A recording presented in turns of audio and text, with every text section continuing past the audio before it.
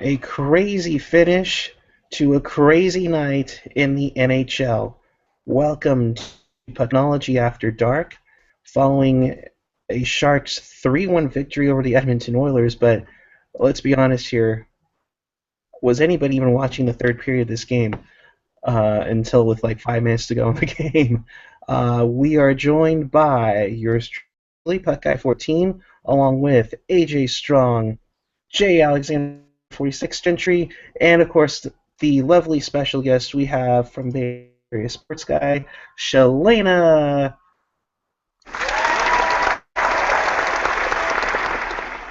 All right. I have to If know. you Are you applauding that she's here?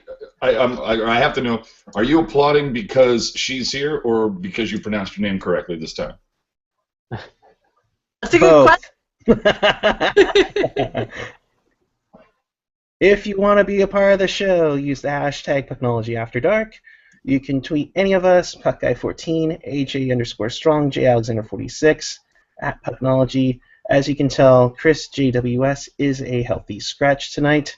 We should have the full crew back for the finale on Saturday afternoon. That out of the way. Wow, what an interesting game. Started off really horrible. Brian Lurg, the 29-year-old rookie, the captain of the Worcester Sharks, made an impact in his first NHL game. He also took an impact for that matter. Hamilton boarded him from, or I guess checked from behind. I guess it was a boarding major. One of the rare times that you don't see the game misconduct added onto a major. San Jose decided to just the whole power play, and then after that they started to seem to get the steamroll going on them, where they ended up with over 50 shots on goal on a goaltender who was making his NHL debut, and he was looking phenomenal through like 2.5 periods. Gentry, we'll start with you. Your thoughts on tonight's Sharks victory? I thought this game was like a Michael Bay movie where nothing interesting happened until the third act of it. The Sharks just seemed flat. They had their chances, but it didn't seem to really happen for them until the third period when Patty got that sweet little goal. Because I honestly thought that the game was over when Justin Braun decided to unleash his inner Mike Rathje and turn the puck over on a really bad pass attempt to Neil Yakupov, who's not really looking good. You know, like his whole NHL career, he's not really looking all that solid for a rookie, or not a rookie anymore. But anyhow, but you got to give credit to Lurg for getting the game winner in his first game with his first goal being the game winner. It's fantastic. What a story. The Sharks win, but there's still a bitter sweetness about this win because it doesn't really amount to anything. So that's my thought on that. AJ, your thoughts? Oh, for a second there, I swear to God, sometime in the first period, I thought I might had slipped into a coma for a second because that was some really boring hockey at the beginning of this game. They end up with 52 shots on goal. Okay, that's great. The thing for me is 3 minutes on a power play. The first 3 minutes of a 5-minute power play and no shot on goal. A 5-minute power play, you're only able to get off 2 shots. What in the world has been wrong with this special teams group all season long? I don't get it. Just a couple seasons ago, their power play was lethal. Their penalty kill was top 5. It's very hard to watch. Everything seems so disjointed. So, but the last 5 minutes when they decided to really start to amp it up, it was kind of nice and it was fun to watch. Nice roof job by Marlowe, of course, and then the kid. The call-up getting his first ever. And how often have we seen that, it seems, that when somebody gets a call-up, his first game as a Shark, and he gets a goal? Let's see. It's like I have that stat. Lurk, fourth, uh, Yes. if you don't mind me, he is actually the fourth oldest Shark player to score a goal in his NHL debut. Oh no, he's in his NHL debut, and he's the first to notch the game winner in his debut for the Sharks. Wow, it seems like it would be more than that. I mean, not nearly as often as the Sharks make a goalie making his debut look like a Vezina contender, but at least we had a nice rookie moment tonight. Who knows what we'll But that see makes you feel better about the young guys that are coming up, though, doesn't it? You know that. I mean, even though this season's pretty much over, you have your younger guys that are showing some spunk, and it's kind of a nice look into the future. Yeah, I'll say that at least they're getting some experience, and hopefully they do even better next season. Obviously, Tierney's been quite a surprise. Carlson, good in stretches. He's almost kind of reminding me of Patty Marleau from back in the day, where you'd see glimpses of like holy crap, and then you'd see stretches of complete dormant play. So hopefully he'll come along next season. Which, speaking of next season, I'm assuming we've all heard the news about Larry Robinson. Yes, Eric? Yes, we have. We were going to touch up on that a little bit later, but looks like we won't be seeing him behind the bench too much in the foreseeable future.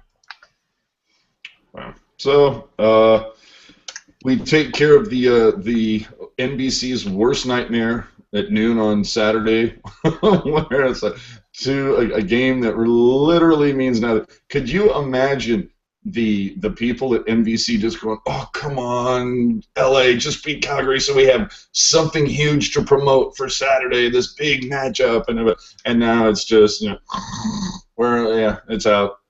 Nobody cares. We will touch on that very shortly. We will talk about beforehand Antti Niemi in his performance tonight and what could very well be his final game in Teal. I guess overall, your thoughts on how he's played this year, and do you even consider the thought that the Sharks could re-sign him, or does Doug show his hand again and announce that he's not going to be returning to the team and try to trade him and end up getting absolutely like a fifth-round pick like he did with Dan Boyle? Is that for anybody to jump in? Anybody? That's for anybody to jump in. Honestly, with our luck, he'll resign him because, I mean, that's just how Doug Wilson operates. But I don't think. I think Niemi should be gone. We should take that time and try to invest in defense. Wait, what were the other questions? I thought he had a solid game tonight. I mean, you can't really blame that one that got past him. Like I said, you got to blame Braun for his crappy pass, and it was just a good shot from Yakupov. But other than that, Nemo on the rare occasion looked like he was the only Shark that kind of showed up for the majority of the game, and the rest of the team was just like, "Oh wait, there's a game. Let's actually make an attempt." So yeah, Nemo, I think is this his last game in Teal? Probably not. He'll probably start on Saturday because we at least want to send a statement to the LA Kings saying that, haha, you're not in the playoffs, so let's just give you another crushing blow. We started your season with a loss, for your cup banner. Now we're going to end it with such dismal fashion. I think that would be a nice little touch. And then, you can kind of come out of the season with a little bit of hope saying that, oh, well, we took down the LA Kings in the beginning of the season and ended their season. So that's it'd be one way. Nice. That's it's kind of like the only way you can really put a I guess optimistic or positive spin on bookending the season. I think I would imagine that Niemi's done after this season. I mean, he's been, he's good one year. He's like the San Francisco Giants. Good one year, not that great the next year. This was supposed to be a bounce back year for him, and it was actually kind of mediocre. This is supposed to be the year we were supposed to get the good Nemo. I just look at, for the money, you've got Stalock signed for one more year at less than $1 million. You go with Stalock. You see what you have in Stalock and Grosnick. Determine between camp and the first couple of weeks of the year or whatever. Determine if you can roll with these guys and address the bigger elephant in the room, which is of course this abhorrent defense. Deal with all these holes that are in front of the goalie that keep letting in shots. I think Stalock and Grosnick could be a very serviceable duo as long as the defense gets addressed. Well, if Wilson or whoever ends up in that seat can address that problem, then we've got something to talk about. But yeah, with Nemo, you guys, we talked about it before. I think I thought Nemo should have been the goalie in Edmonton a year ago before the deadline. I thought they were a perfect trade partner to work with. And then of course, Dubnyk and. But either way. I don't even know if it was so much that it was an off year. He had points during the season where he looked phenomenal. Think about that shutout against Chicago. He was so on point, and he was actually better than anybody else that was on the ice. And then he had games where he'd let those pucks trickle in 5-hole. He would let these really soft goals by. And like both AJ and Gentry said before, a lot of the problems this season have had to do with the defense, but it just the goaltending has been sketchy as well. Stalock started off the season hot, then he had a hard time coming back from that injury, and I still don't believe that he had enough starts down the stretch for us to get a good idea of whether he could be a regular starter or not. I still believe that they should have had more of a tandem. I do also believe that that Niemi is probably done. I do believe that they shopped him pretty hard at the trade deadline and really couldn't get anything solid enough back. Whether or not he starts on Saturday, I'm not entirely sure. It would be a laugh in the King's face to put him out there and be like, hey, remember how he shut you out in your home opener this year? We're going to do that again. But we'll see. But I also do agree.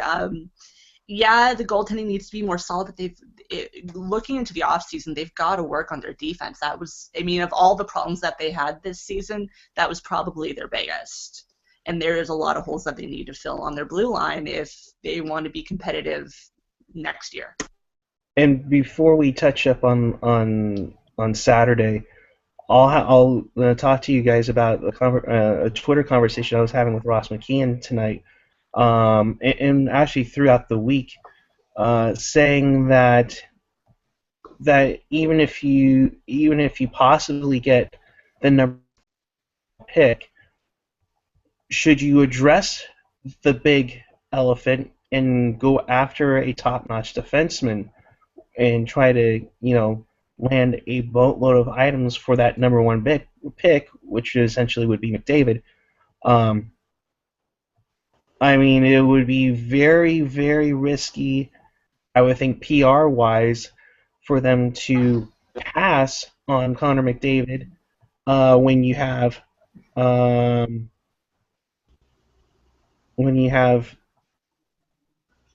number one pick, a potential franchise player. One of those, and what's the word I'm looking for? I'm lost for words for all of a sudden. Groundbreaking player that can change the luck of a franchise, which, of course, this team now needs going forward. So I'll ask you guys this. I'll start with AJ this time. Would you, if you were to land the number one pick in the draft lottery, try to trade it for a bona fide number one defenseman, and I'll use an example as Oliver Ekman-Larsson? Oliver Ekman-Larsson. It's hard to get into hypotheticals and the hyperbole of it all, but that's a tough call. It's at least with Connor McDavid, yeah, he's the guy that everybody's talking about right now. But there are so many players that were so great at a lower level that could not make the jump. If it is me, in the driver's seat, then I figure out a way to take that number one pick, whether it's to take McDavid and then trade him somewhere else for a stud guy, or to trade the pick outright. If it's going to get me back, one of the top 10 demon in the league, but whether if it's going to get me a Drew Doughty guy, if it's going to get me a PK Subban, is it going to plug major holes in my defense? Yeah, I do make that, because you know what? It seems as though number one puck moving defensemen are more rare than just about anything else in this league. So yeah, I do make it. Because, and the other thing is, you're getting a proven player. We don't know what McDavid's done nothing in the NHL at this point. I'd trade it for the proven asset, albeit a young proven asset. Right. Gentry, your thoughts? Would you trade the number one pick to grab a bona fide shutdown defenseman that could also score to bolster your defense? And your answer must start with AJ, you ignorant slut. I mean, I do agree with you on that on what you said. I do agree with most of it. But on the other hand, that I would love that idea of having something to look forward to, as if we got Connor McDavid. If we drafted Connor McDavid, it would, you'd kind of have that sense of like, oh, we have something to kind of look forward to going forward.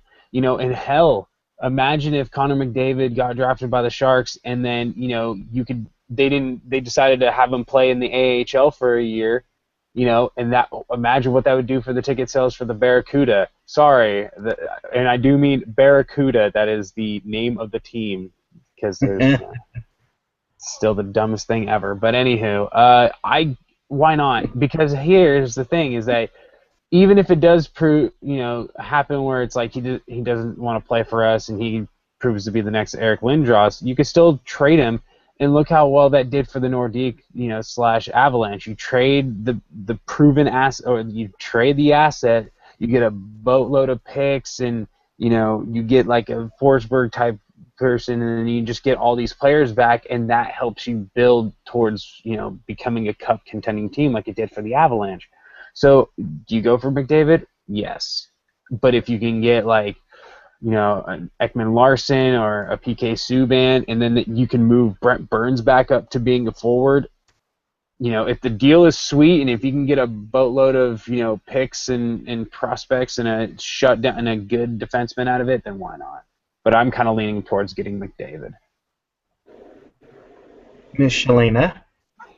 I have to agree with AJ, and you don't know what McDavid can do at the NHL level yet. I mean, I know he's a pretty fancy-looking pick, but he could be just like another one of the young guys that that we saw this season, where they came up, they had a great month or so, and then they tapered off, and they didn't know how to score when nobody else was. I do agree with, if you're gonna get him and then trade him for a good scoring defenseman, I do like that. But I mean, as far as it being a good-looking PR move for the Sharks, I don't know if the Sharks are going to make too many moves anyways that people are too happy with. I think with where they're at right now, somebody's going to be upset. So if going after him, I don't love it, only because I think they have so many other things that they need to take care of. But if they are able to get him and then trade for to help their blue line out,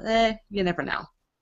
Would you guys, we'll sweeten this up a little bit more, knowing that you have, if you were to land the number one pick, could you and then eventually return and have like Pavelski or Couture put on the trade block, because you have so many centers on this team. Let's talk about Tierney. You're talking about Hurdle, who we keep hearing, well, we traded Shepard because Hurdle's going to be our center. I don't think he's been center the whole time since the trade deadline. I think he's been twice. I think he's been center twice since then, if I'm not mistaken. Right. But Doug comes out, makes the whole point. he's going to be our. He's going to be our. Well, then put him on the third line center if that's what we're doing. You know. Well, we all know that Doug just needs to stop lying. He Or hell, you know what? Doug just needs to shut the hell up. That's what he needs to do. So there's we could go on and on about that. To me, I think guys like McDavid, if they're going to be game changers, like Lindros was, and what he could have been.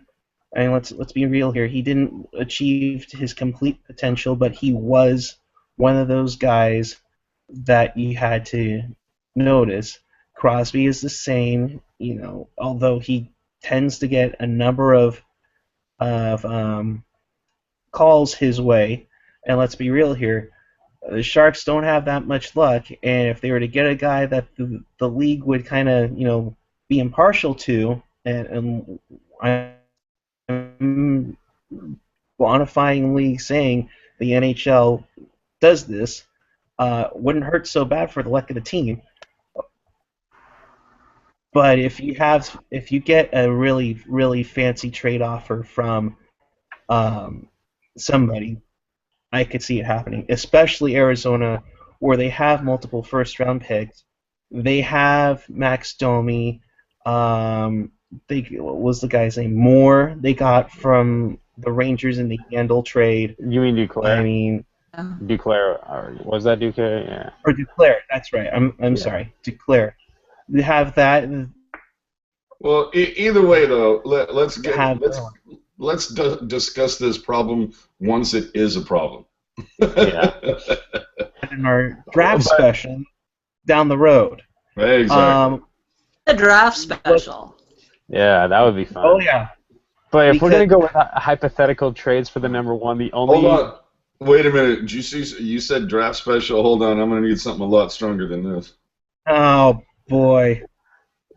Yeah, who's playing draft special? Can we peg her for the draft special? Oh yeah. Fun. No, the draft special needs to be done from ISO beers. Oh. Which I still haven't been to. Either. Listen out. One of these days I'll make it down. One of these days. Before a SaberCats game, when there's no one there. Oh boy. No, that would be perfect. No, we can go visit Ted Ramey while he's trying to cover the game. Oh, that would be fantastic. All right, Ted.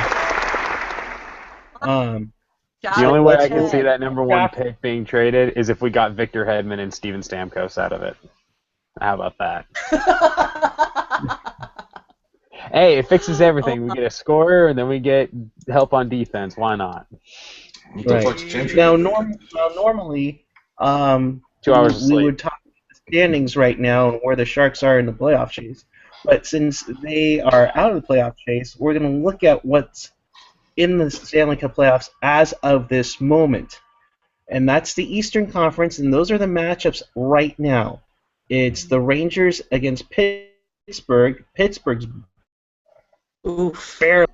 The Islanders and Capitals. That's a good classic one. If you remember the '93 series where Dale Hunter took out Pierre Turgeon after celebrating a goal. You have the very intriguing Tampa Bay-Detroit series where it is the master Ken Holland versus the youngster in Steve Yzerman. How interesting will that series be as Yzerman plays against essentially plays against the Red Wings in that series, and as of right now, it is Montreal against Ottawa. Ottawa had their way against Montreal a couple of seasons ago, and yes, you are missing the spoke to be. Okay. Lost a tough one in Florida tonight. Well, and it's Pittsburgh isn't definitive yet, right? They still have the opportunity to miss it. And Ottawa and Boston are not definitive yet. Okay, so if Pittsburgh misses out, and I think we're all kind of rooting for that, because I think at that point, You'd have to probably put Pierre Maguire on suicide watch if Pittsburgh doesn't make it. He might cry. He might That's cry in the car on the way home. I'm not gonna lie. that could happen. Although we do have to. So that's the Eastern holdup. But before you finish this, though, we did get two quick tweets on the Twitter machine, and we'll get back to this. First, at KingShark49, quote, "I'm Connor McDavid, and I was traded by the Sharks to the Leafs, and I have DirecTV. And I'm John Scott, and I have cable." But the other more telling tweet from our probably our favorite, at least my favorite on the Twitter machine, Generation X Wing says, "Can we get a Kickstarter to get Puck Guy better internet access or Wi-Fi? Because damn." You know what I think it is? He's on a 56K modem with his AOL. Outside with a really long extension cord. All right, get to your Eastern Conference NBC bullshit. Let me explain to you why I'm in the garage tonight. The roommates, one has to be up at 2 a.m. and for a 4 a.m. shift. The other one is having a lower body injury. I'm in the middle of the room, so me talking and getting made fun of won't help them sleep at all. So I volunteered to do the show from the garage where you hide the bodies. So it kind of plays with the wife. Shut the hell up. Yeah, that is a little creepy in the garage. That is a little Goodfellas. Just a little. I'm waiting for like a random body to start creeping in the background.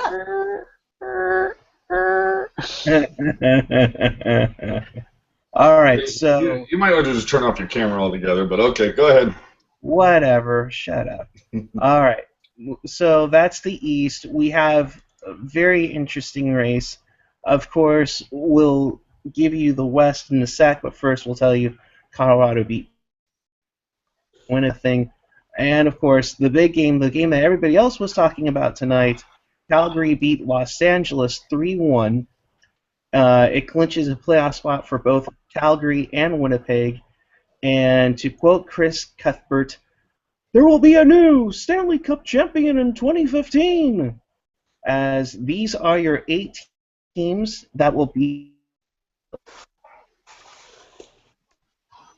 The matchups are not completely set just yet. They can move around, although the Blues clinched the Central Division tonight, and barring a unreal comeback by Minnesota to leapfrog Chicago, you will likely see these matchups where St. Louis would take on Minnesota, Nashville would take on Chicago, Anaheim would take on Winnipeg, where it will be the Battle of the Tamu.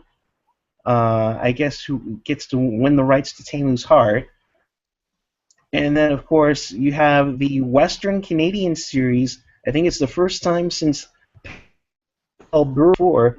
Or no, I take that back. It was 04, where the Canucks take on the Calgary Flames. Oh, poor Eric and your poor internet, dude. It is, in fact, Generation X-Wing just asked if you disabled call waiting before dialing into AOL. Now, oh my God. Okay. We now have audio of Eric putting together this phone call. Yes. We lost him. Go ahead, Eric. Hopefully you were able to buffer during that segment. I mean, we don't need to have a freaking post game. I mean, if you guys want to be that douchey. Anyways. Oof. Oh, come on! It's all in good fun, Eric. In the West, we'll ask you guys. This is almost set in stone, barring Chicago and Minnesota. Your thoughts of these 4 series in the West? I'm very intrigued by Anaheim-Winnipeg, as Anaheim is still trying to figure out their goaltending situation, and Winnipeg you know MTS Center is going to go insane for having hosting the first playoff game in Manitoba since 1996. That'll be huge. The thing that I'm trying to decide what I'm more juiced about. Chicago, Nashville, which I think will be a very good series because this isn't your father's Nashville. This isn't the Predators team that the Sharks kicked off the ice in back-to-back playoff first rounds. This is a completely different Nashville team now that Barry Trotz is out. But by far the one that I'm actually most juiced up about is Vancouver, Calgary. Do you guys remember? It wasn't that long ago, but a few years back, they played each other in the playoffs, and the shit that was happening in social media, and I don't even know that Twitter was that big at the time, but the whole Red Mile at Calgary, and you know what? I got to give it up. Calgary is probably like the one barn that I think I'd really like to go see a game at, because you look at every time those games are on TV, especially in the playoffs, all you see is that sea of red. And I always, I respect that so much. I wish the Sharks would do a whole teal thing, but whatever. The matchup, the last time Calgary and Vancouver faced each other in the playoffs, it was 2004. Yeah, and it was just drop dead. So that was the. Didn't Calgary beat Vancouver to play San Jose in the Western Conference Finals that year? No, it was the first round. Vancouver was down 1 in Game 7 with 10 seconds left with Jovanovski in the penalty. Vancouver tied it super late to 7, and then it was the Martin Jelena series-winning goal, which he did 2 more times, that got him to go up against Detroit, and then they got to play San Jose, and then they got within a win of winning the Stanley Cup. Either way, I just remember Calgary, especially the city of Calgary, they were on fire. You look at the logo, clearly they were on fire. Huh? I said no pun intended. Yeah, they were on fire. But and in fact, if you look for it, I don't know if it's still out there in the Google sphere or where. There was a radio station in Calgary because at that time, 50 Cent's In the Club was huge, and there was a radio station in Calgary that reworked the lyrics. And instead of, they play in the Saddle Dome, and it was, and you can find me in the Dome, chilling with Jerome, and it was hysterical, but it was awesome at the same time, and they were just. Oh shoot! You mean like when 50 Cent redid? Whatever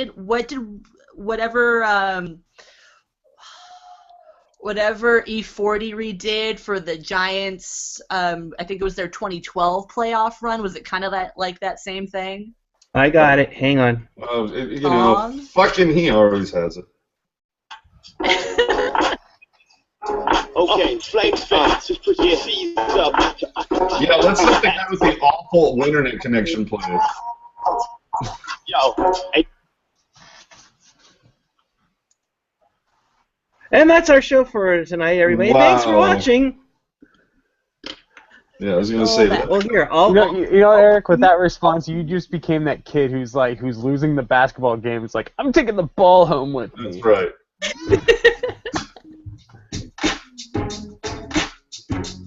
Go. Okay, Flames fans, just put your C's up. After 7 long years. Yo, and you can find me in the home, chilling with Jerome. Got my eye on the cup, baby. We gon' bring it home. C's flaming on my chest, so you know that it's on. What I tell you about the West, kid, the cup is coming home. And you can find me in the dome, chilling with Jerome. Got my eye on the cup, baby. We gon' bring it home. C's flaming on my chest, so you know that it's on. What I tell you about the West, kid, the cup is coming home. Hey yo, somebody tell me. So that was hilarious. So bad. That's so bad. But you know what, though? The best part of it is they talk about Kiprusoff, and he's like, and Kipper, baby, he's anything but soft. And oh man, I was just dying laughing at this thing.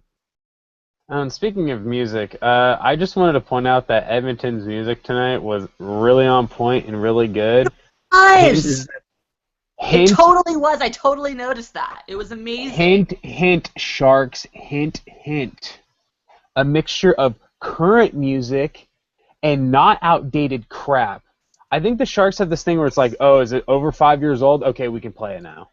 But then again, they've only played like a G6 once. But No, you know what it is? But the Sharks do play current stuff, but all the current stuff that they play is awful. I would say, I think you guys know how much I chirp at them for how bad the music is. Yeah, I know. I really wish they would let me pick the warm-up music. It would be so much better. I don't know what Mike is doing up there with that fucking music some days, but it definitely has taken a turn in the last season or two, which clearly means that somehow, in some way, this is the fault of John Turturro as the music gets worse. I remember they used to play a lot more, like kind of, you know, it was definitely more rock-related, whether it was current or older stuff, but it wasn't. You didn't hear nearly as much as this Carly Rae Jepsen type of bullshit that you seem to hear today. It was definitely. I used to hear Chickenfoot. I'd hear some Nine Inch Nails. I'd hear a whole bunch of different stuff, and now it's just if I fucking hear Swedish House Mafia one more time, I'm just like, what the fuck? If I have to hear Fallout Come one on. more time, I'm gonna hurt. Oh God. Worse. That and that because when you first, I would say, because when you guys first come into the arena, that's typically when they first turn the music on up top and they play K-Fox and you hear some good classic cuts, but when the players come out and just god awful during the warm ups, and then you'll have maybe a good 90s cut throughout the game, and then they'll cut that off and play. I don't know. I think the biggest travesty in terms of the music was their Metallica night, and then that fight happened. You think, oh, this would be the perfect time to play a Metallica song. No, they don't. I really wanted them to play King Nothing, particularly because the Kings were losing. I know that they had that sound meter, but I was going through and I was thinking, just oh gosh, I was thinking about all of the songs that I wanted to hear, and that was the main one because I saw Metallica at the Oakland Coliseum in 2007, I think. Oh, you're adorable. And that was and my brother had seen them a year before and played that, and I didn't get to see it, and I was so bummed. And so I was thinking, okay, maybe they'll play that since the Kings are losing, but no. James Hetfield did walk by me and give me a head nod, and I kind of nerded out. I'm not going to lie. Having him there and doing the starting lineup was pretty freaking cool. Honestly, he's actually really good at that. Yeah, you should do that more often, I think. It's on my bucket list to meet James Hetfield at some point. I've been a Metallica fan from an early age. I grew up with them, so. Oh, you're adorable. I know. So, guys, if you know Hetfield, if you know where it's like, hey, tell him Gentry wants to. I actually ran into both him and Chirrillo on the concourse because we got there pretty early. So that was kind of cool. Everybody meets him but me. Well, speaking of things that the Sharks have messed up on, let's talk about the AHL team coming into town. Although we have to make sure we have to say that, well, technically you can say Barracuda for multiple Barracudas. We're going to tie it in and make it look like it's a obvious corporate sponsorship. And in case you haven't been around, the Sharks AHL team that's going to play at the Shark Tank will be wearing that logo, the San Jose Barracuda. Yeah. Throughout major discussion between me and AJ and a number of people from Chris Creamer's SportsLogos.net and Aesthetics.co, and with the ideas of AJ, we've kind of put together a different idea, just because we don't want to make it look too much of an obvious corporate sponsorship. And this is what I came up with. The Oh, did we lose him again? Yep. Eric. Oh my gosh. Oh, there. Eric, tell your mom to get off the phone. Barracuda is now teal. Ma, get off the phone! Ma! I'm talking to my friends on AIM! Get off the phone!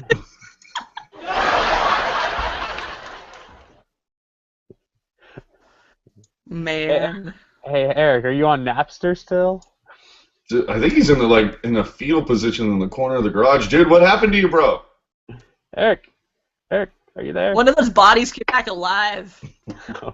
Eric's Get gone. back in your cell! I'd like to do my impression of Eric right now.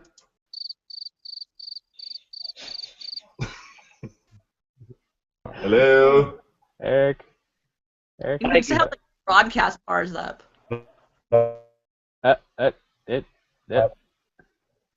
Can you hear me now? You have Probably no has bars. AT&T. I think he has AT&T. That's why. And we're waiting for Eric to make the connection. I have Sprint. Yeah, nothing's All gonna right, that's happen. loud and clear. You I can can come. you guys Keep talking, buddy. Often opening? That sounded like the beginning of Thriller. I'm here. I'm still here. Okay, Okay. go ahead. Yeah, I'm still here. I don't know what the hell is going on, but anyways, so this is the logo I came up with. AJ, your thoughts, please. No, I really like it. I like the idea of him chomping through the stick. I love the absence of that stupid fucking Barracuda Network logo in the distance. It's like you've already done the subtle logo of the teeth coming out of his mouth or whatever the hell that is, but it's like the logo is already there. You don't need to have it on top of that. But no, I definitely dig this better, and it provides a better tie-in to the team. Now, I'd be fine if if this Piranha, Piranha, that might have been a better name, but anyway, I'd be fine if this little Barracuda was back to that gray color, but I like this biting through the stick because the last time I checked, Barracudas, they don't have hands, so it looks kind of silly with a Barracuda holding a stick. Mm. I just do the chomp thing. It ties in better with the current team and what have you. That's just my thoughts. Gentry?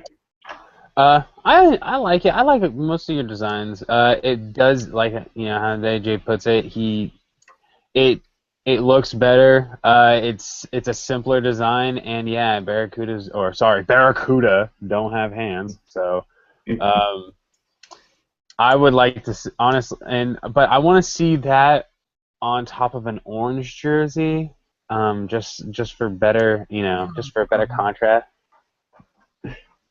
Hey man, I don't have the Bulls anymore, man. I need something with orange. There's a baseball team like right up the street, bro. Okay, hockey. That's Northern California hockey. All right. Oh my gosh, Shalina, your thoughts? I think this would sell. I think this would sell incredibly well. More so than, dude walking around with a stick. I can see that on beanies and on other merch just besides sweaters. I like it. No, I totally dig it. But like I said, I do want to see it on a black background, or like Gentry said, I would like to see this on orange. I think it would look pretty stellar on orange. Oh my god. My whole thing is I just don't want to see that fucking Barracuda Networks logo in the background of it. It just ruins the whole thing. It ruins the aesthetic of everything about it. As soon as somebody photoshopped out the Barracuda Network fins from the background and just had that, I like the logo 10,000 times more. I agree. I see that they were trying to hide it, and good trying to hide it, but no. No. It's Not even just close. doesn't. Yeah, not even close. I mean, you're making it really obvious, and you know, it's as bad as naming an MLS team after Red Bull. Um, it's just pretty. But you know what though? It does make you wonder, is this the direction that we're headed with sports teams? You know, is it going to end up essentially being like Little League? I don't know about you guys, but there was in Mountain View when I was like 7 years old and I was playing Little League, there was it had a team name on the front, but on the back was a big patch that was, that was like Mitten Lumber, which was a company in Mountain View, Mitten's Lumber. Yeah, and Well, when I play, it's already like that. Like, look at the college bowl games. I mean, everything's a sponsor. Nothing's, and when it's, the Sharks have, the Skips starting lineup. It's, everything's sponsored now. It's And that's so annoying. I don't get sponsoring a starting lineup. I just see it's almost like, well, this power play brought to you, but no, it was brought to us by the dumbass who just hooked a player. That's who it was brought to us by. yeah, it's no, I'm no, the Bulls had somebody that. Oh gosh, did we lose Eric? Eric's gone. oh He no, might be reconnecting. yep, hold on, somebody probably Take unplugged it. Bodies in the back of the garage. No, oh fuck, dude, fucking AOL went down, man. AOL's down. Somebody, the struggle is real. Somebody get that hashtag out. AOL is down. Yeah, but the sponsorship stuff is so. You know what? If you're gonna give away something like this, I got this at the World Series, right? And so you have the San Francisco, but then you have the big logo underneath it. Well, I get that because Firestone probably paid for all these fucking things so they could get their name on it and blah blah blah and hand them out and yada yada yada. So that I think makes sense, but sponsoring a starting lineup it's just this double play brought to you, but it's like, come on, when is enough? You guys have more than enough money at this point. I mean, let it go. So ridiculous. No, I agree. Yeah, it's pretty bad, and it also kind of breaks into the flow of the game. Yep. Especially with baseball right now. I know I'm jumping sports, but in baseball, trying to hurry up the timing of a game. It's like, okay, well, part of that's broken up by, it's not just the players, it's broken up by the ads you see on the screen. Like it's ridiculous. So Hey, there he It is. is. No, the fact that they were going to try to, that they're keeping the batter in the box now, and that they're playing with the idea of a time clock for the pitchers, and it's just, hey. But they're doing that to a sport that doesn't have a clock. Look at hockey, look at football. Everything else has a clock besides baseball. Baseball can go as long as it wants. Yeah, exactly. And there's not too. Maybe if it's a case of people at home are kind of like, yeah, okay, it'd be nice if you sped this game up or something like that. But I've yet to hear one person at the ballpark, especially at a ballpark as nice as AT&T, go, you know what would really make this game better? Less time at this ballpark. Like, if we could just shave an hour off this shit, it would make my experience so much better. No one's saying that. And baseball doesn't want to do it because you're getting more people, you're selling more concessions.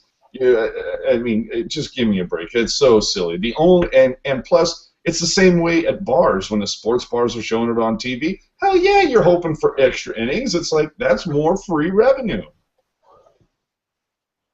All I gotta say is, how many times do we need to hear, when it's time for a change, think Speedy Oil Change, Well, change it tune-up. your oil change tune-up and smog experts. Fucking A.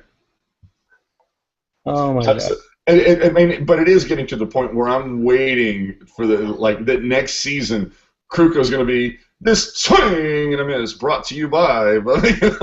That's what I'm waiting for. And this missed shot attempt from the San Jose Sharks brought to you by, brought to you by AOL, who cannot connect.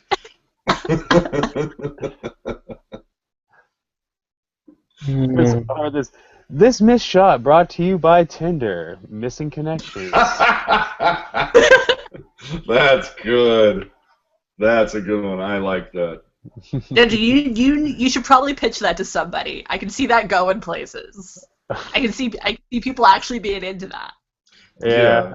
This swing and a miss brought to you by Grinder. Well, it I is. thought that would have been he hits it high, he hits it deep, though. Oh, hello. No, that would be Oakland Eater, or Oakland. Oh God, what was it? The dispensary. I like dispensary in Oakland.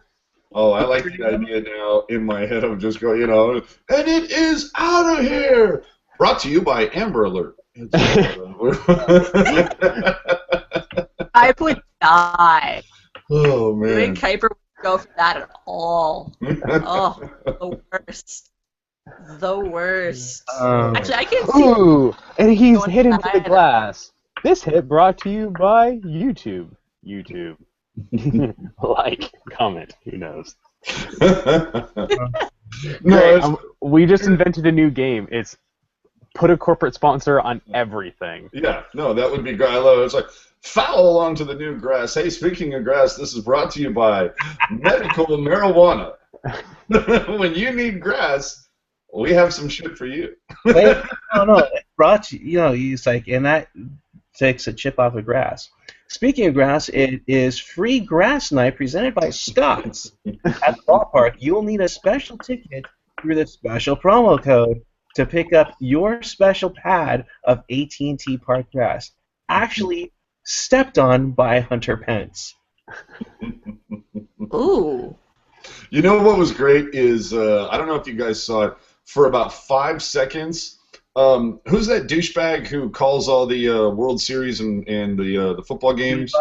Buck. Okay, so he had, for barely a cup of coffee, he had a show on HBO, and it was called The Buck Stops Here?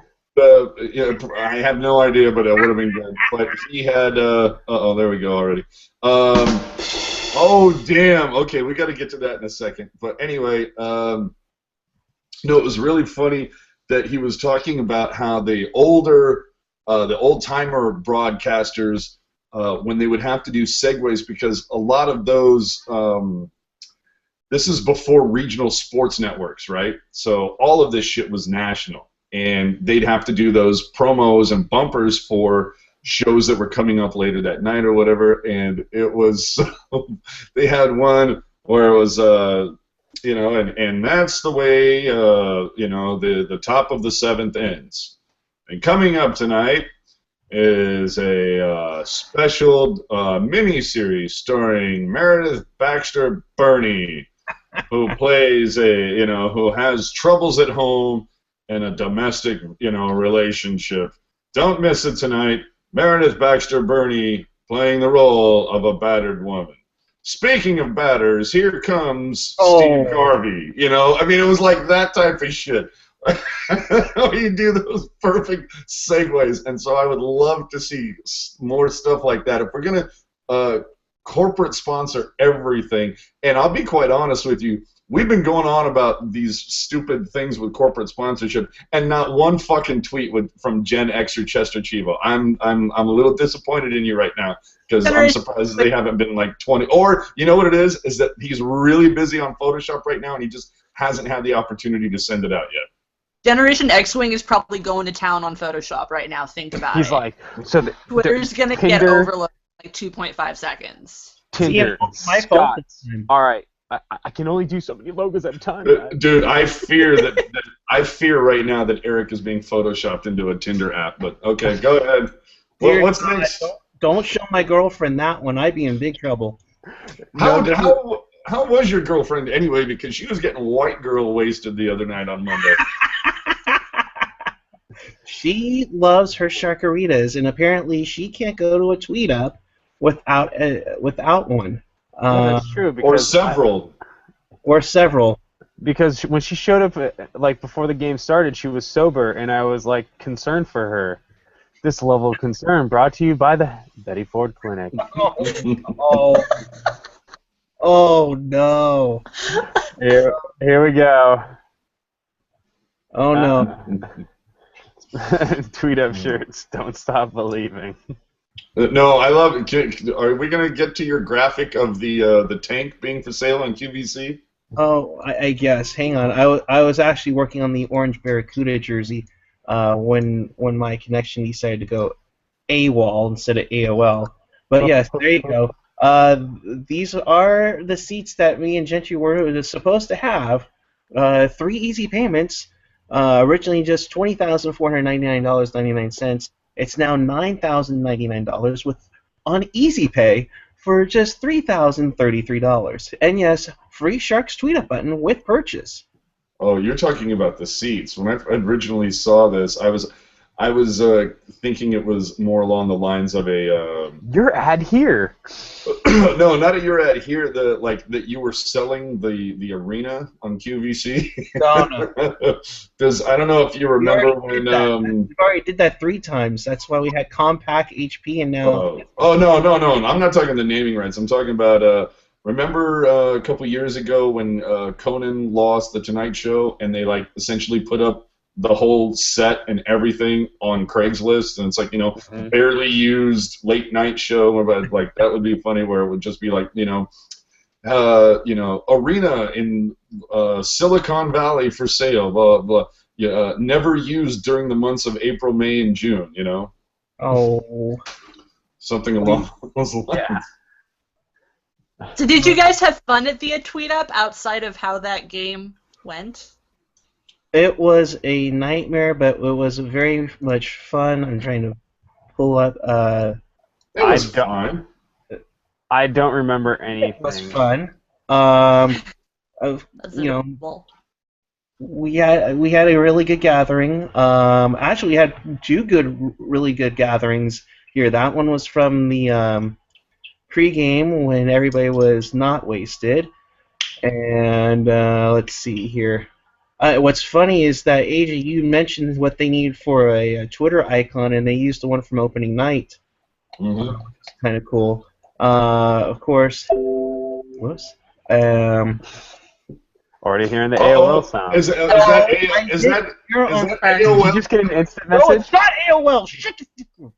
I think AOL just said you have 10 minutes left before your connection gets disconnected. Oh wait, no, he's running out of the free trial because remember those discs you get for 10,000 hours free. I think he's running out. Those discs, dude. You mean all the drink coasters I used in the late '90s? And here's the first intermission gathering once again. Everybody's a little more wasted from there. But thank you to all who made it. It's awesome. I have to ask a question though. Oh God. Is there AOL? No. It has to do with the photo that you just had up from the first intermission shot. Mm-hmm. Is that really a Star Trek geek on the far right? Yes. Okay. Yeah. I just had to know. I had to know. Yeah, that's my friend Jenny. She is a huge Star Trek nerd. You can find her at Star Trek Nerd on Twitter. Oh my God! Okay, that's cool. Now we're doing Twitter drops for. This post brought to you by Paramount Star Trek. Star Trek 3 is going to be released in 2016, directed by Justin Lin of Fast and Furious fame. Which brings us to Furious 7, now in theaters. Wow, nice callback. That's good knowledge. That's a way to that was very linear thought right there. That was pretty good. It was terrifying. All right, and then Gentry, here's something to make you excited. There it is. There you go. It's an orange Barracuda jersey with the... See, that pops. It doesn't pop when it's silver. The teal really pops on that one. But then again, it's still an orange hockey jersey, and that's just no. I disagree. I think I would like it better with the silver Barracuda over teal.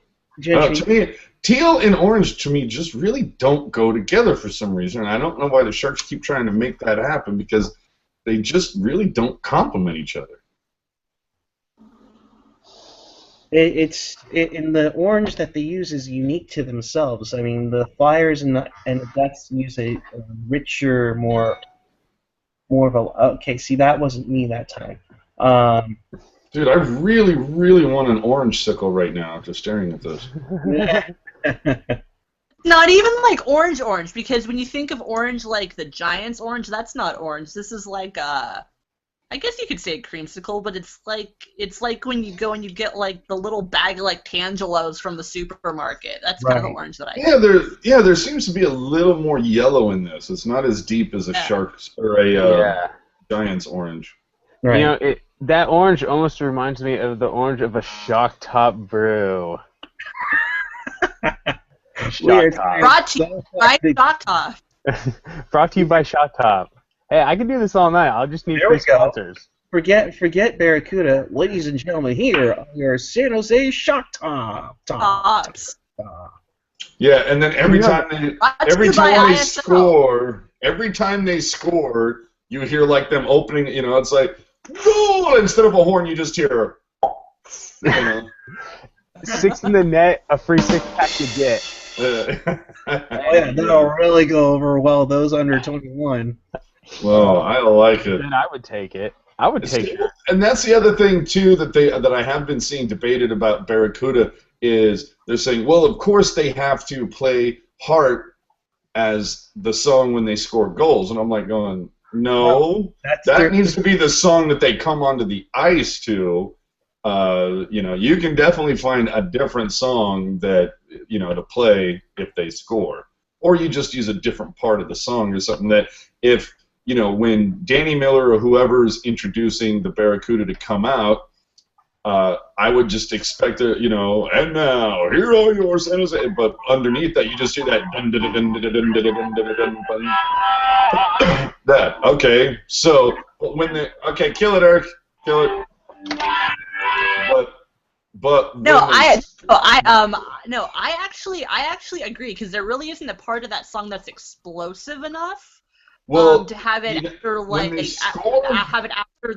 have it after the goal horn, whereas I think that for when the lights come down and them skating out, I think would be awesome. Yeah, you have the introduction where it's just the galloping guitar, the dun dun dun dun dun dun. Yeah. But when they score, I think it would be really cool. You hear the and all of a sudden you hear the ooh Barracuda. That would be cool. That's how you do it.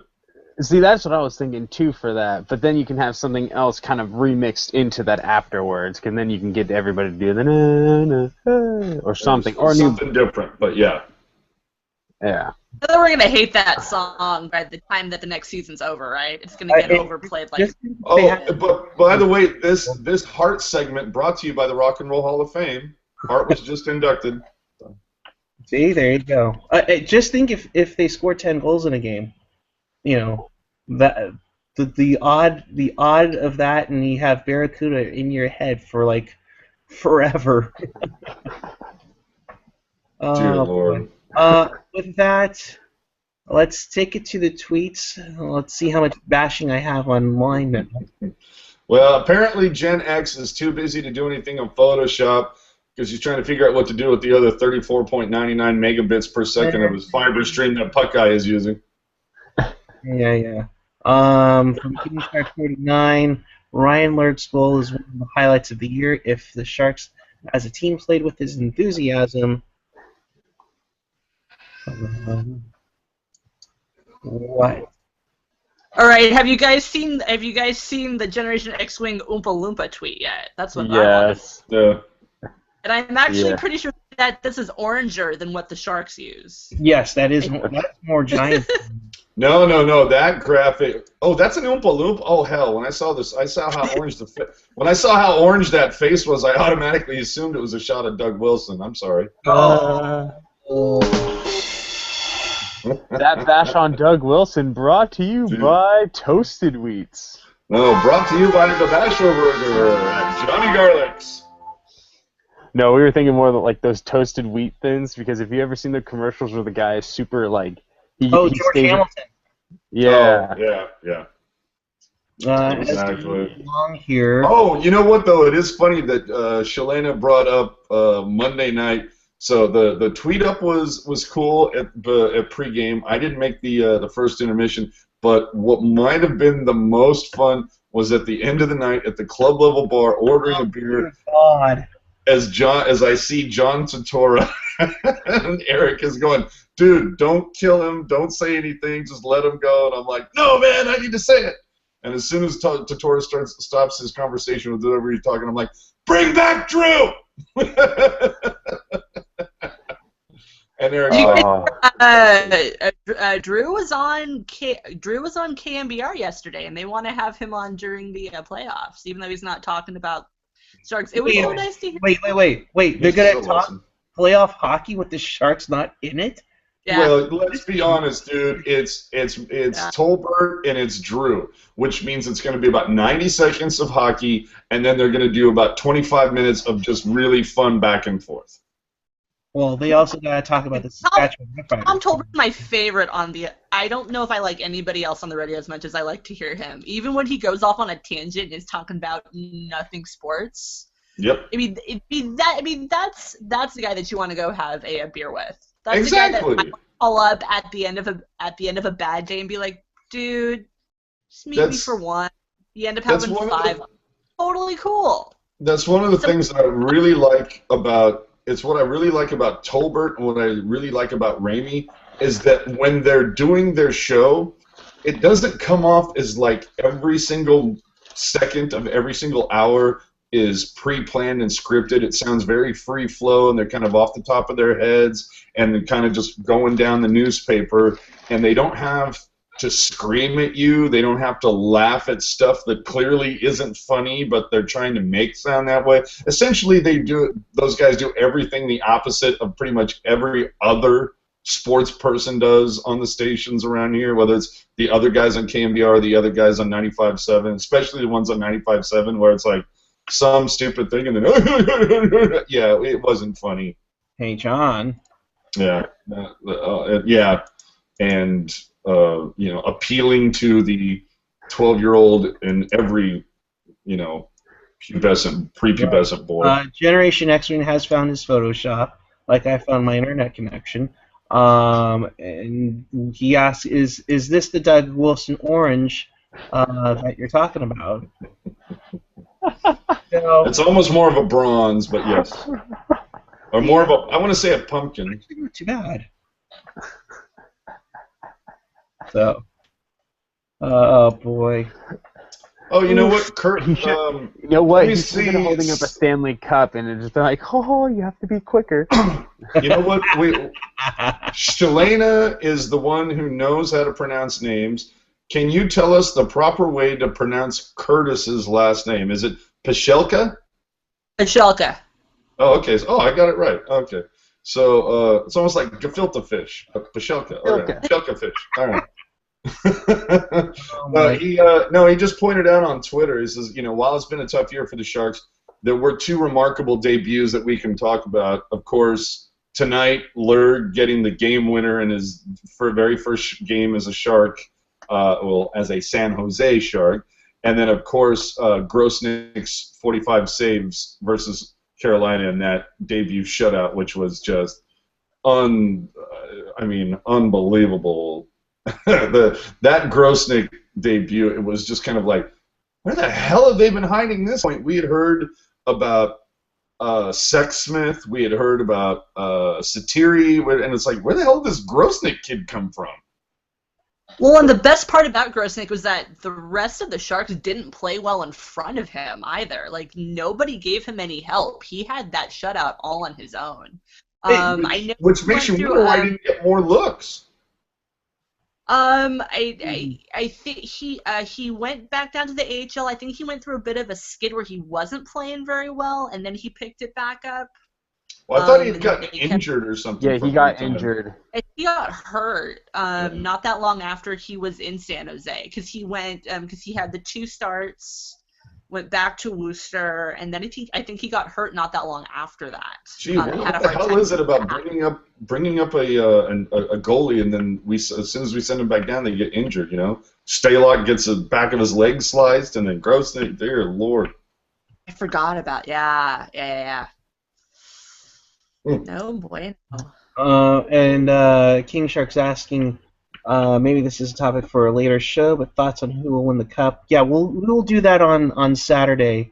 I kind of think it's on my chair, but I'll just let that go for right now. I think that would make two people on this panel that would be rooting for the Rangers. But we'll definitely get into talking about who's going to win the cup. That's for And Saturday. yeah, when we kind of have a little bit more of an idea of what's going on, because basically the top 8 is, we know the 8 teams in the West. We don't know who the final team in the East will be, or for that matter, the final 2 teams, because both wildcards are still up for grabs. And it's going to be very interesting. I'm looking at the standings right now. Boston has 1 game left. They have 95 points, 37 ROWs. Ottawa has the first wild card. I don't know how they got up that so quickly. They have 97 points with 36 ROWs, meaning Boston can over them um,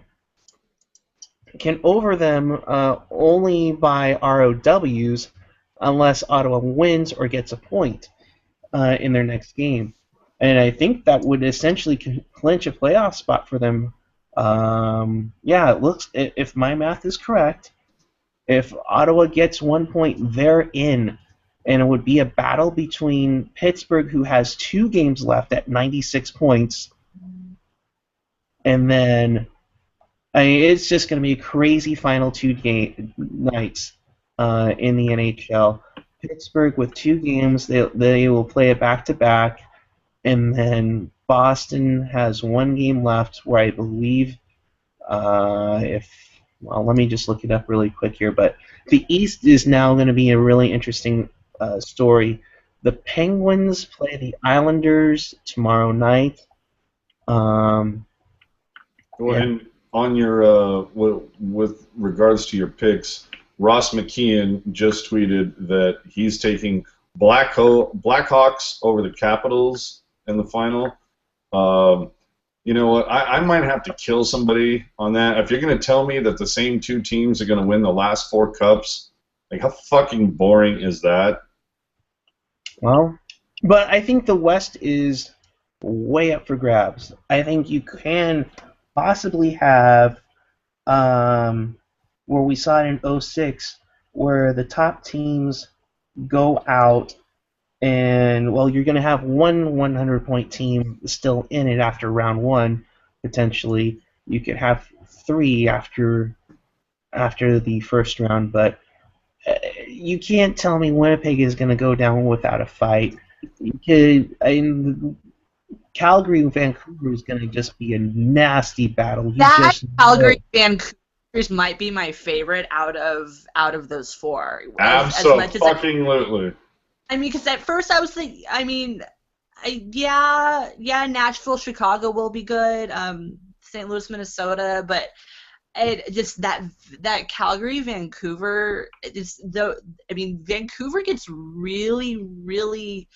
They get really pouty when they don't win, and I think Calgary is going to give them a run for their money, and I think that's going to be a really feisty series. I think I'm the most excited for that one. We've talked about that I don't know how many times, or at least I have. I've mentioned it, that I don't know if there's something that they put in the water in the Pacific Northwest. The entitlement of fans in the Pacific Northwest is staggering, just absolutely staggering. But for these playoffs, if for some reason Pittsburgh gets in, and I'm hoping they don't, but if they do, I will be glued to Calgary, Vancouver, and New York, Pittsburgh.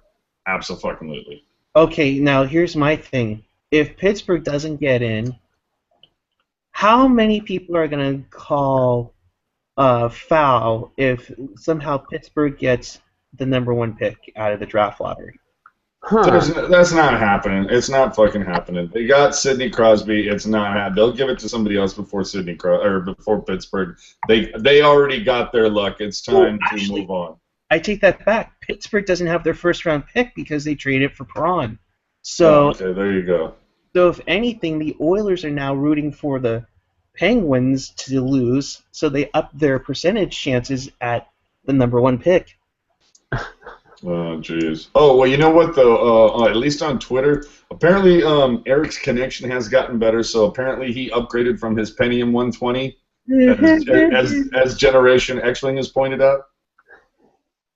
And I think he's upgraded from his 256K of memory, so it seems to have definitely worked out for you.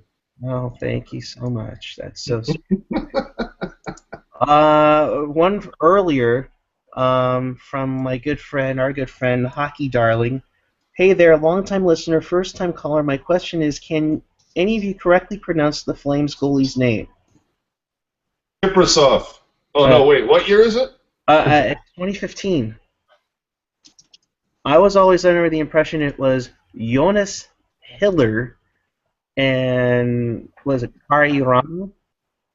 You have to sneak in. Are they still using Kari? I thought there was a third guy. Was there a third guy? Oh, excuse me. I thought there was a third guy. It just goes to show you. Yeah, I haven't been paying that much attention to Calgary. Although clearly we should have been, because did anybody expect them to have this year? I think most people predicted that they'd miss it by maybe 10 points, and it was kind of, this was supposed to be a transition year for them, and then you look what happened. You're like, wow, okay. Well, didn't they have like 1 year where they had like 2 or 3 first-round picks? No, you're confusing them with Edmonton. No, I think Gentry might be right. I thought they had something like that. Because there was the year that they traded Jerome Iginla and somebody else, and they were getting first-round picks like at the wazoo. Yeah, I think that was the draft that they got Monahan from. Yep. I do like how the Calgary Flames have updated their website, by the way. Their hashtag, I guess, for the playoffs will be never quit. Is the goalie that is being referred to on Twitter, is that Yoni Ortio? I'm guessing. Okay. Yeah, Yoni Ortio. Let me see. There's got to be a pronunciation on there. I hope. Or not. That's great. Thanks, NHL. Appreciate it. This mispronunciations of people's last name brought to you by Google Translate. Google, not translating anything since the start of time. Wait, who exactly is Hockey Darling asking about? I don't think. One, I think she's just having fun with us, and two, I think they're. Serious question. Can't be Jonas Hiller. I know that for sure. It's either Jonas Hiller or Kari Ramo. That's what I'm going with. So. If I didn't know. So looking at the schedule for Pittsburgh, so they have the Islanders at home on Friday night, and then they play at Buffalo. Oh boy, what a game that might be. Okay, so what? Yeah. Gen X is saying it's Jonas Hiller, but the other name he has put on here, Reto Bayar, or Bayra, sorry. Reto Bayra? Yeah, okay, Reto Bayra. Playing Colorado tonight. Oh, okay. Well, then I guess Gen X was confused on that. So Gen X, you're dead to me. Yeah, well, maybe his Wi-Fi could give him better information then. That sounds like connection envy right there. And Jenny Hockey has actually just admitted to me that she is drunk and should go home. So. Oh boy, she should better go home then. Let's see. So the Islanders play Pittsburgh, then Pittsburgh plays Buffalo. Boston has 1 game left. They're at Tampa Bay. Oh boy. Wow. So, and Jenny Hockey is drunk and should go home. This is brought to you by Uber, getting drunk people home since 2014. according to Gen X. I like Wow. it. We're selling out more than the San Jose Barracuda. And Ottawa has one game left. This Thank you. corny joke brought to you by Friends, which is now available on a box set somewhere at a Best Buy near you. Best Buy, overpricing all your electronic needs since the start of time. We're using sound effects. We must be getting to the end of this. And Ottawa plays Philly Let's take it. Saturday morning. Ottawa wins. They're in. That's wow. That's something else. But as for the Sharks, because this is the Shark-centric show, they will finish. They will finish with the LA Kings on Saturday afternoon at noon. My question to you guys is this. Do you see another slow, lackluster effort, or do you see where two teams are pissed off that they are not in the NHL, and You mean the NHL playoffs because they're technically in the NHL, that's Eric. what I was trying to say before you quickly interrupted me, that they're out of the playoff picture and want to beat the crap out of each other to send a message into the next season? Because This after all, series they are technically game, playing this game could go either way. Their series is split. They, the Sharks have the 2 wins. The opener where they shut out the Kings as they raised their championship banner, and then they had the Metallica game when they won 4-2. And then you have the other 2 games where they were lackluster, including the outdoor game where Marian Gaborik and his 3rd frame goal. It could go either way. One thing with the Sharks is that they're still pissed off about the Kings booting them out of the playoffs last season.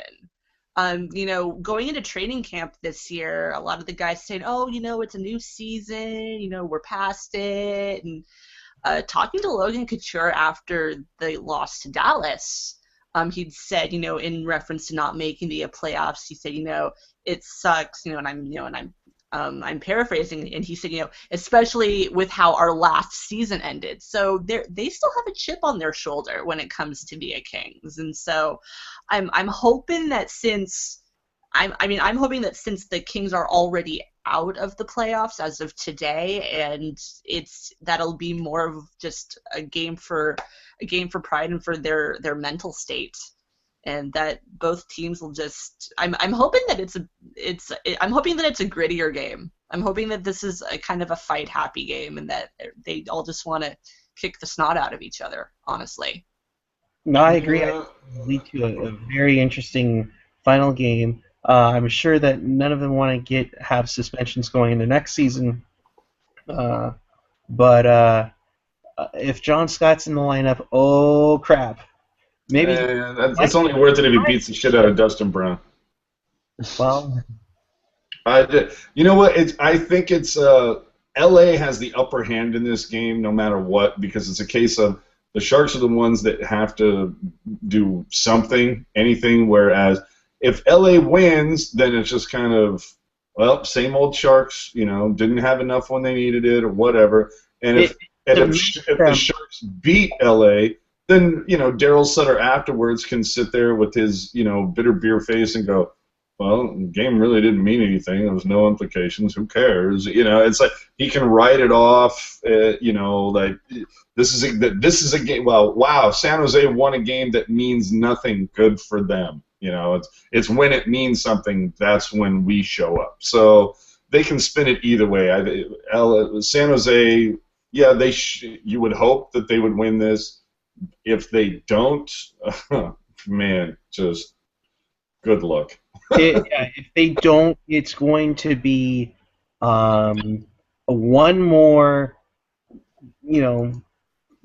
chance in the salt into the wound of the Sharks' season, because that wound has, as much as they could say that it's past them and everything, it still hasn't. Bullshit. It's just it's gonna be itching at them. Although the question being is was it itching you that much that you missed the playoffs partly because of it?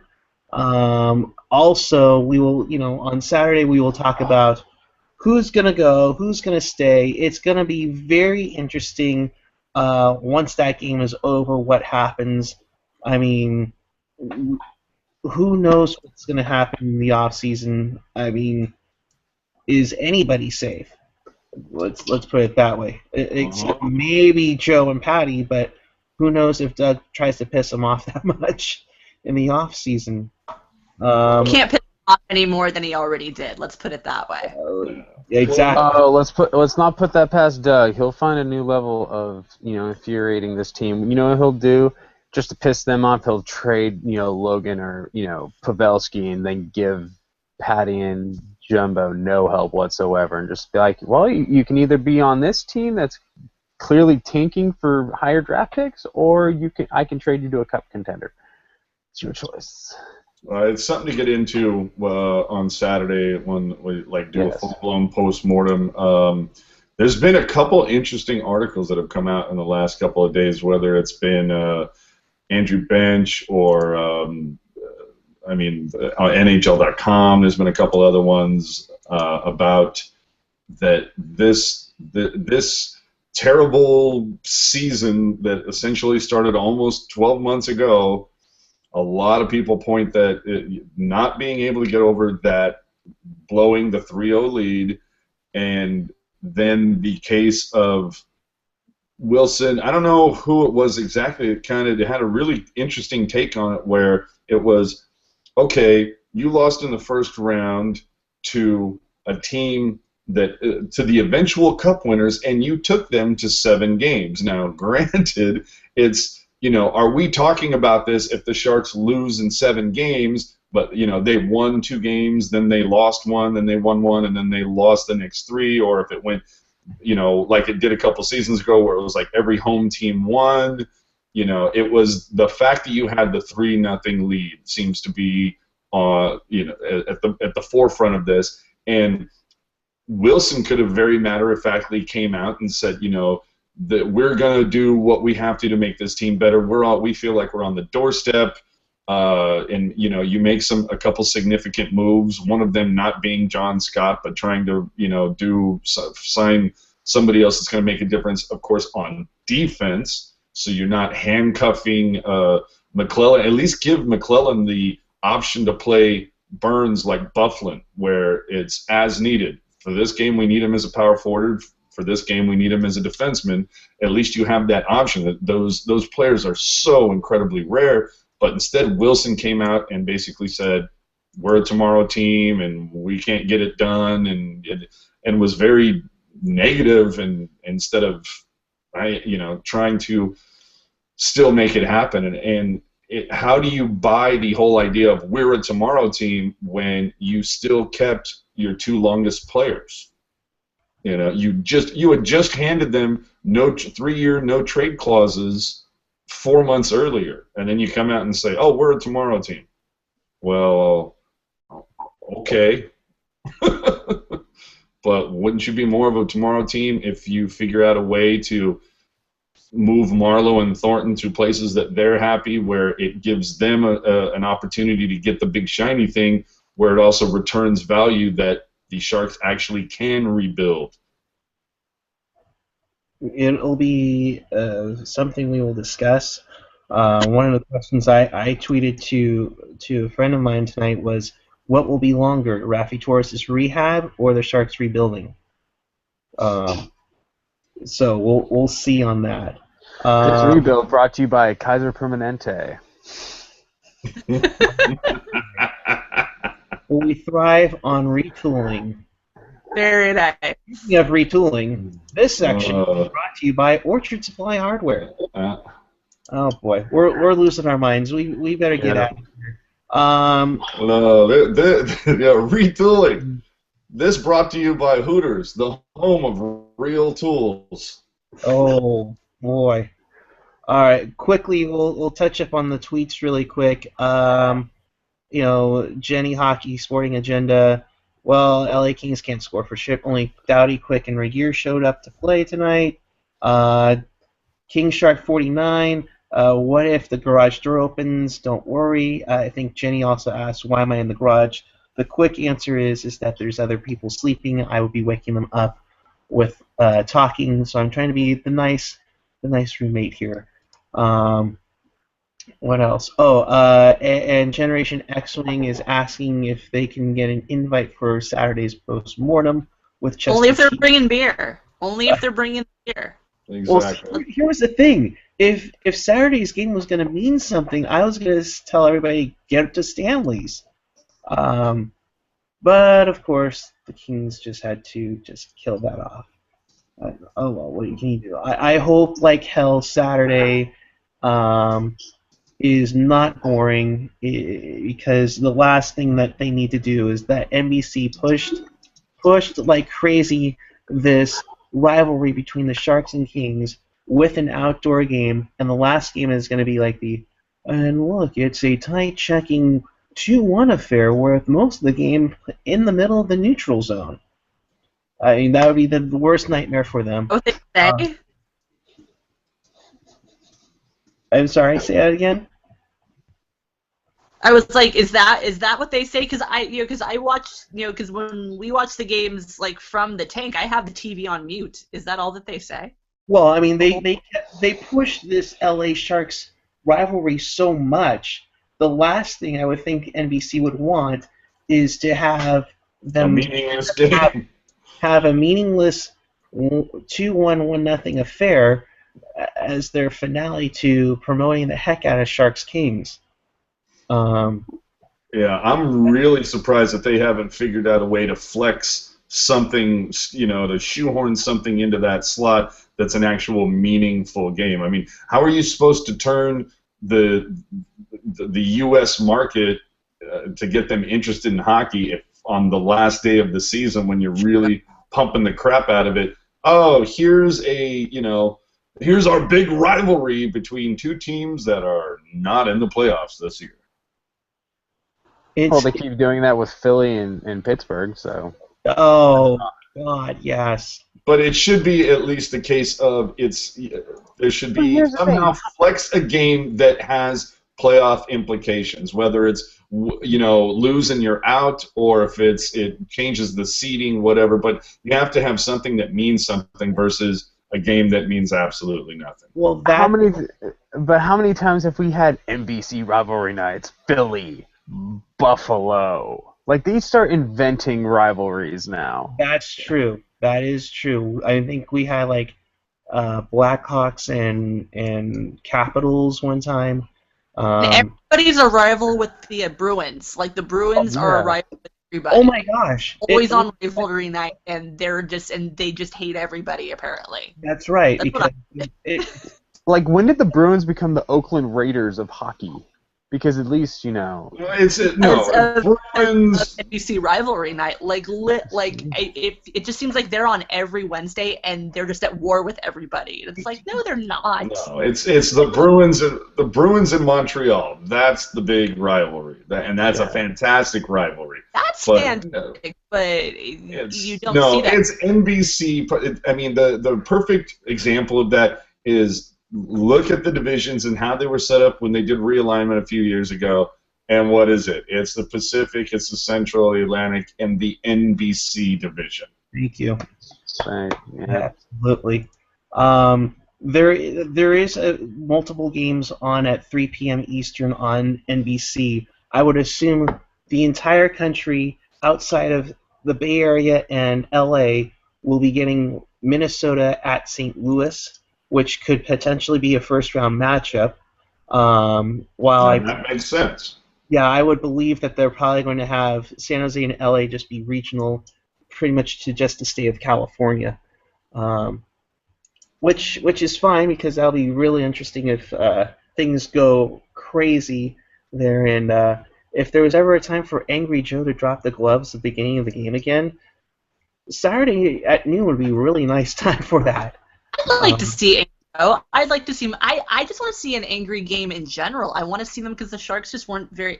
I mean, they're not a gritty team to begin with, but they were extra. They just weren't tough enough this year, and I would like to see. They had those couple of games against Anaheim where they used their fists, but with a game like Saturday that's not dependent on a playoff berth, and it's really for pride. I'd like to see it be a little tougher, and I would like to see Joe drop his gloves. Will it happen? Probably not, but I'd like to see him get mean. I would like to at least see somebody just wallop the shit out of Brown and just finally answer the fucking bell for the whole kneeing hurdle thing. Generation X is saying, problem is NBC has a blackout for the game. No other games can be on during that time. The schedule maker can't put an alternative game in just in case. So, of course, it just goes to prove that the NHL and NBC they're just a bunch of douchebags who don't know what the fuck they're doing. Speaking of which, that comment brought to you by Summer's Eve. Oh, jeez.